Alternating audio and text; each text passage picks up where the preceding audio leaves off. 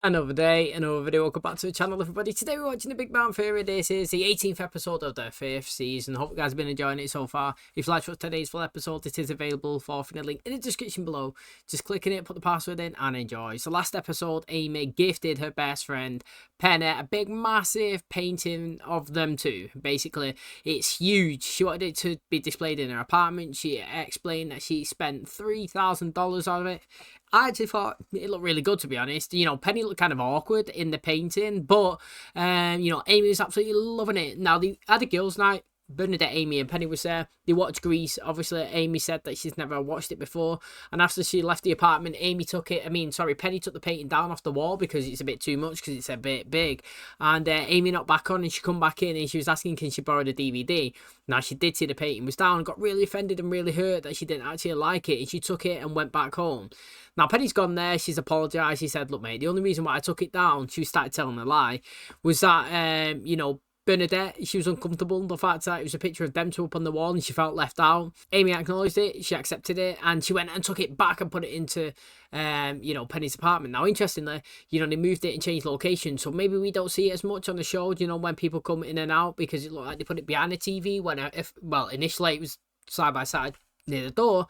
But I actually really like the painting. I thought it was really good, and I hope it stays like a common kind of visual throughout the whole entire show, because it's good memories, good vibes, and I enjoy both of them together as well. I love the fact that, you know, Amy was basically saying that she's got it because she wants to thank Penny for everything that she's done for her, and Penny's like, well, I've not really done anything. And she said, well, you may think that, but the fact is, since we've been hanging out, I've become more confident. You know, I've got a boyfriend now. I've got a social group. Do you know what I mean? I've got best friends. I'm enjoying myself. I'm more socially active. I've just come out as a better person, and you know, that's literally what you want friends to do, innit? You want them to elevate your game and obviously make you feel good about yourself, and that's what she's doing to, obviously, Amy, without her actually even knowing. So that's nice to know and nice to see.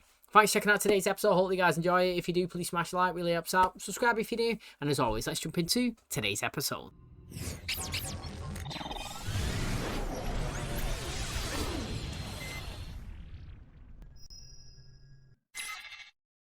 Run to the store and get a few things. I'll pick you up when you're done. Okay. I like it a little better when you stay, but all right. I'm here for my haircut with Mr. D'Onofrio. I'm sorry. Uncle Tony's in the hospital. He's pretty sick. Why do these things always happen to me? I can cut it for you. I get my haircut by Mr. D'Onofrio. He's the nephew. He's an example of the kind of nepotism that runs rampant in the barbering industry. When I first moved here, I was nervous about finding a new barber, so my mother had all my haircut records sent here to Mr. D'Onofrio. There's no such thing as haircut record. My mother assured me they were sent here, and I'll bet you dollars to donuts that this one doesn't have them. Sheldon, you're a grown man. He's a professional, and your haircut is number 3 on that poster from 1946. But if I come out of this looking like a dork, it's on you. So my kid said the funniest thing today. Nope. Right, you know, I've got long hair, so the amount of times I get my hair cut is minimal, like 2 times a year, literally, and it's just trimming an inch off all the way around. Maybe sometimes it might be like 2-3 inches, take it up to the ears, let it regrow again, drop back down. So I hardly ever go in there, but I understand the feeling of getting your hair cut by somebody new. You know, I see it all the time on TikTok and Facebook when you're just scrolling up and down, or bad experiences. You know, people go to trusted, you know what I mean? It's like, what's it called? Like tried and trusted people where like they know what it is and they're happy with it. You know, going to somebody else, they don't know how to do the fade right, the cut right, or whatever's. And I'd be interested to know with you guys, you know, would you ever go to a different barber if you was in an emergency situation? Now, obviously, if the barber's moved away or you've had to move away, then you've got to find and locate a certain place. But would you just off the whim just go somewhere new without knowing who they are? Also, I've got to say, if I wasn't to have long hair and I was going to cut it smaller, I think I would go for like a mullet cut, me. I had to think mullets are pretty sick. I think Logan Paul might have one right now. I see other people online with them. I feel like it's a random cut that not everybody can pull off, but I'd like to try it. I feel like it's still a good variance between having maybe short around the ears but longer on the top. I do feel like it looks pretty cool, but again, you know what I mean? Not everybody can pull it off, and I do think it's like an acquired taste.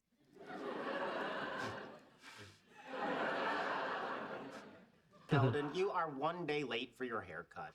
Thank you for captioning my nightmare. Payload specialist Howard Wolowitz is requested to report to the NASA Johnson Space Center, Houston, Texas, for astronaut training Monday, 8 a.m.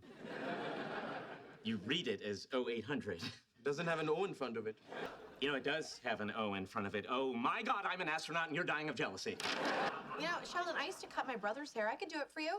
Penny, I know you mean well, offering the skills of the hill folk. I'm sorry, it's the bad boy attitude that comes with this hair. You could go to my guy. He's at Juan in Beverly Hills. They bring you a cup of tea, they'll massage your scalp. It's about $200, but sometimes you look in the next chair and you see a superstar like Tony Danza. A quick question here. Have we actually changed the conversation from I'm going to astronaut training to Sheldon can't get a haircut? Now who's dying of jealousy?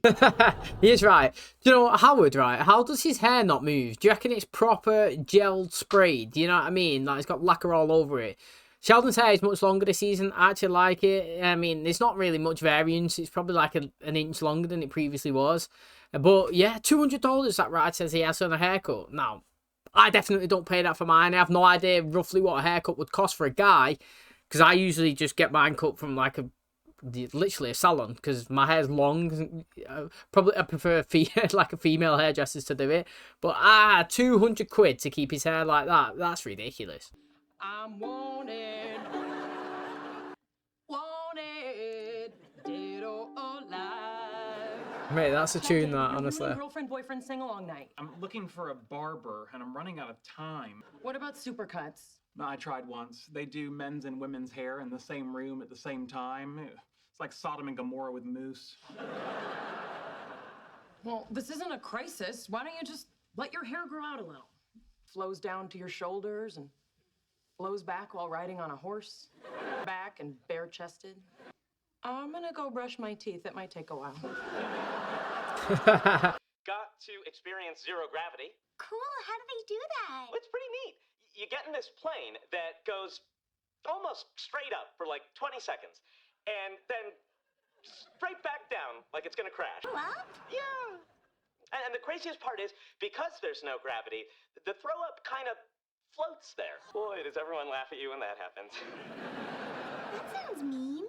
No. Yeah, I would have laughed too, but I didn't want the vomit to come back out. And overnight me some more underwear. Sure, why? I gotta look at the centrifuge they're gonna spin me around in tomorrow, and I have a hunch I packed a little light. They didn't have anything barber themed in the gift shop, so I got you this. There's new studies that show people in comas are aware of everything going on around them. Move away from the light and toward the sound of these scissors. Did we spit out our pills, slip out of the ninth floor, and go on a little adventure? No, I'm just here to get my hair cut. So, if I move my horsey here, isn't that checkmate and I win? You know, I think this is a good stopping point. No, your king is trapped. He can't go here because of my lighthouse. Can't go here because of my pointy head guy. So, did I win or not? Did you have fun? Because if you had fun, then you are a winner. Chess is actually a really good Hey, game. sorry, Sheldon, I'll move. Why? My spot, your spot? What difference does it make? Between you playing chess like Bobby Fischer and Sheldon being okay with you in his spot. I'm guessing someone went back in time, stepped on a bug, and changed the course of human events. Leonard, explain it to her. Oh, he's crazy. I have spent my whole life trying to bring order to the universe by carefully planning every moment of every day. It's clear now. I've been wasting my time. Sometimes it's nice not knowing what's coming. I mean, look at me and Leonard. We went out, we broke up, now we're trying again. We don't know what's gonna happen. I think this could be good for you. Well, maybe it's time for you to shake things up a bit. I gotta tell you, I'm a little worried about him. No. If I were you, I'd be worried that a girl who's never played chess in her life just kicked your ass. Mate, I actually think chess is a sick game. And the Queen's Gambit, the show that obviously we reacted to on the channel, what a great show as well. I think they're going to do season 2, which I'm really looking forward to. But, you know, this is a classic example of if it's not broke, don't fix it. You know, people don't... No, sorry. This is a classic example of, like, people who get forced into situations to try new things. And I'm a firm believer of stuff that if it's not broke, you don't fix it. But then when you're backed into a corner and you have to change something, sometimes you find out something's a little bit better than you actually anticipated it to be. Now, obviously, like, this is totally, like, way off what these are talking about. But I've got a friend who works in an industry where they used to get people to come from London all the way up to Manchester consistently for meetings pre-COVID. And it was just pay people to come up on a train from London to Manchester and stay in a hotel to come to a meeting the next day. You know? COVID happened and they started doing it over Zoom, and it was like, mate, why have we been spending literally thousands every week to get people to come up and down for something that we could have just done over the computer?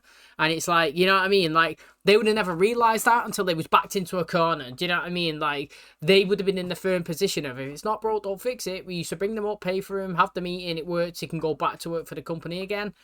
Now they've changed it, restructured, and it's like, wow, this works so much better and we save so much more money. And, you know, Sheldon, he seems like the type of person who does that as well. You know, he's an OCD guy who works in a strategic, obviously, order. Things that he wears, days that he goes out, he eats, you know what I mean? Like, times that he does his tasks, 10 p.m, he does his washing, etc. And until you've been put in a different situation, do you know what I mean? You don't know that something could potentially be better. So I'm interested to see, obviously, what he does today. It looks like he's been blown up. His teeth look good, though. Howie, what happened to you? We did overnight survival training in the wilderness. I was gonna freshen up for you, but I blacked out a little on the way to the bathroom. Do you sleep in tents? No, I slept in a hole I dug in the ground with my bare hands. I survived. I wasn't sure I was going to when the sandstorm hit. Just pulled my turtleneck up over my head and waited for death. I found that primal part of the human spirit that just wants to keep on living, no matter what the cost. Are you crying? No, I don't think it's possible. I'm severely dehydrated. My pee is like toothpaste. Howie, if you're not able to do this, come home.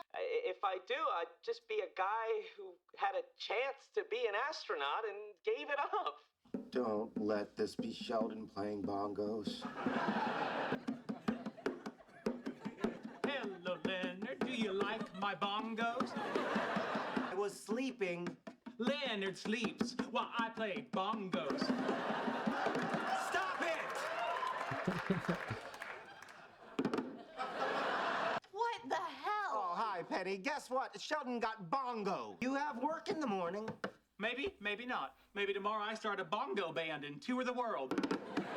No hootenannies, sing-alongs, or barbershop quartets after 10 p.m. Roommate agreement. Are you kidding? We are living in a world of chaos. Play bongos. Guys, What are you doing here? I'm here to help you get through this. Howard, your bath is getting Oh, cold! his mum said. Don't worry, once she falls asleep, I'll spoon you like an armadillo. Like a little baby in it, he has to be In the middle of mothered. the night with his bongos. I foolishly thought it was some sort of musical booty call. Don't let this thing. It was kind of uncalled for. No, it was called for. It was called for. What's going on? Sheldon, this craziness has gone on long enough. Please come home so I can cut your hair. I've taken you to Disneyland. I kicked a bully in the nuts for you. I sing you soft kitty when you're sick. There's not a hair on my body I wouldn't let this woman trim. Thank you for letting me sleep on your couch. There's only so many times a woman can say, how about the bed? I can't wait to the time that actually happens. Sheldon naked? Oh, relax. It was just her bottom and her breast. At the end of the haircut, Mr. D'Onofrio would tell me a dirty joke. It does look a bit cleaner now. I think I can pull it off. Well done, Penny. Told ya. Okay, I'm just gonna clean up your neck a little and then you are good to go. Sometimes the clippers tickle me. She's gonna cut the back of his hair. Hey, Thank you very much. you are welcome. Oh, mate. Imagine that. That's why people don't go to a new barber. Do you know what I mean? For like situations like that. But at the end of the day, that whose fault? Like literally, whose fault would that situation be there? You know, if you had to pick one, because clearly something happened, whose fault would you blame? I would actually say it was Sheldon's. You should actually stay still. I remember, sounds like, sounds like years ago, but it actually is. It's like probably like 10 years ago since I had a proper sit down cut like that. That's how long my hair's been long for. But I remember being sat there and they always say, stay still. Do you know what I mean? Literally don't move. We're getting right in there now. We're about to go around the edges. You know what I mean? If you have a short back and sides, you used to go round the ear, round the back of the side. Do you know what I mean? If you're doing a fade, they'll go up and then obviously they get the scissors out and they'll blend it in. You know what I mean? It's mad, do you know what? It'd be mad to see me with short hair, you know, because everybody gets so used to your appearance being one thing. I would say that was Sheldon's fault.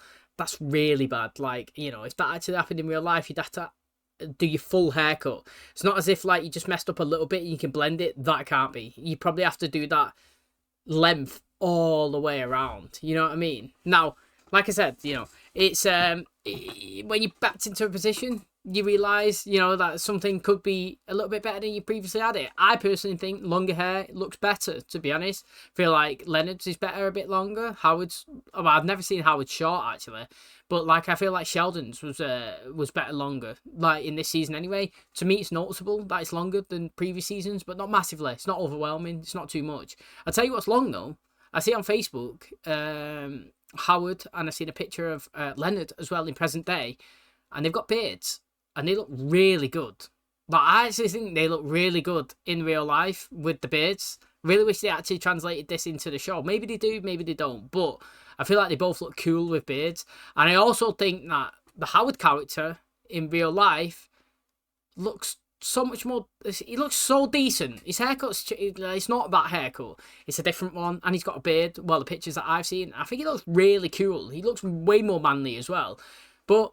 if it's his character, the one in this season, his little Bieber cut, you know what I mean? His personality, he's always like shrugs, he's like colourful, matching pants as his, you know, his t-shirts are always the same colours. Mate, we're further progressing his storyline with NASA, which I absolutely love, and I can't wait to see it. That's going to wrap up today's episode. Thanks so much for checking out the channel today. Hopefully you guys enjoyed it. So Howard is doing his training for his, you know, his NASA project.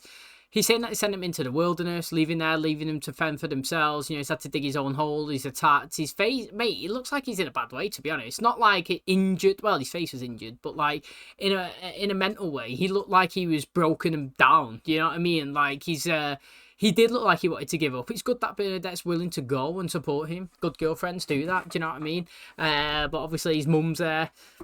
It's just Howard all over, isn't it? You know what I mean? He's always got to have somebody there pampering him, looking after him. It's his mum or it's Bernadette.